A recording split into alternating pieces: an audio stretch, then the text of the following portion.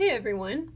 So today we did a lab, an experiment about permanent marker on whiteboards, and the goal was to determine the best substance to remove permanent marker from a whiteboard.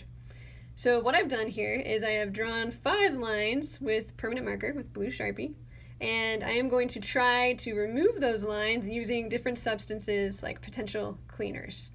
So your goal is to figure out which of these substances works the best.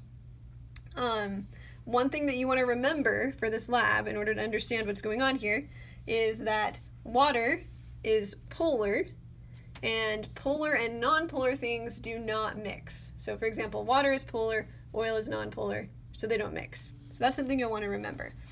Now at this point I would pause the video if I were you and fill out some of the first parts of the Google Doc. So the first thing you need to fill out are the variables.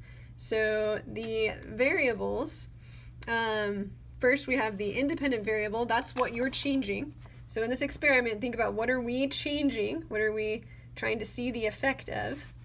The dependent variable is what we're measuring. So think about what are we trying to measure, what are we trying to figure out.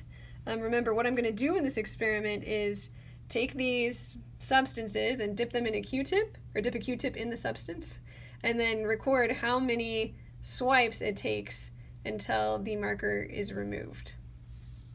The controlled variables are things that I am trying to keep the same. So things that I want to keep the same so they don't affect my experiment. And then finally make a hypothesis. So which of these substances do you think will remove the marker the most effectively, and why do you think it's going to work the best? All right, and then for the procedure, you can write down exactly what I'm doing. So write it step by step, make a good step-by-step record of what I do, but since you weren't in class, you're just going to write down my procedure. And then for the data table, you're going to want to fill out the different liquids and how effective they are, or how many swipes it takes until the Sharpie is removed. So I would say type of liquid and then put water, ammonia, etc. And over here, say number of swipes until the Sharpie is removed, and then fill that out. And then everything else you'll just fill out after we do the experiment. So I am really quickly going to get some Q-tips and we'll just try and remove this permanent marker. So we're going to start with water. So dipping a Q-tip in some water, and just going to swipe it up and down. 7, 8, 9, 10. So I think that was 10 times. I wasn't counting very well. But it didn't really remove the marker at all. So I would record does not remove marker. Next thing we're going to use is vinegar. So I have some vinegar here. Dip my Q-tip in. Count how many times it takes. So 1, 2, 3, 4, 5, 6, 7, 8, 9, 10.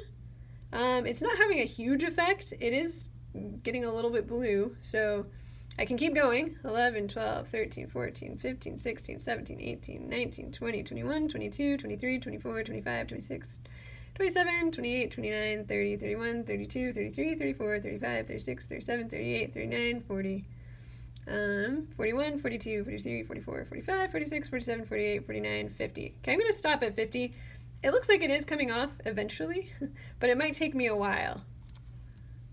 Like, I'm guessing probably about, I don't know, 80 or 90 swipes until it all came off. So it did come off, but it took quite a while.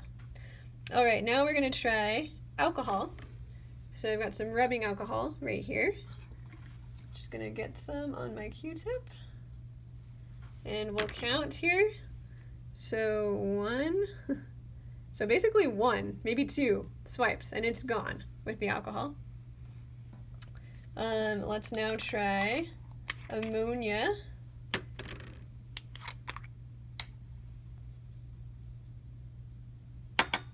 So 1, 2, 3, 4, 5, 6, 7, 8, 9, 10, 11, 12, 13, 14, 15, 16, 17, 18, 19, 20, 21, 22, 23, 24, 25, 26, 27, 28, 29, 30, 31, 32, 33, 34, 35, 36, 37, 38, 39, 40, 41, 42, 43, 44, 45, 46, 47, 48, 49, 50. I'm going to call that pretty good. That was about maybe 50 right there. All right. And our last chemical we're going to try is acetone. So nail polish remover. There is stronger concentrations, higher concentrations of acetone, but I'm just going to use nail polish remover here. So 1, 2, 3 maybe. So that worked pretty well. Also, I think the alcohol was maybe slightly better, but both the alcohol and the acetone were pretty good. So that should allow you to fill out the rest of the lab. It has a lot to do with polarity. Remember that water is polar, and if something doesn't mix with water, it's nonpolar. Also remember that polarity is a spectrum. So something could be kind of polar, but not as polar as water. Or something could be slightly nonpolar and slightly polar. It's a little bit more complicated than one or the other. But if you remember that water is polar, that will help you out with this lab. So good luck. Let me know if you have any questions.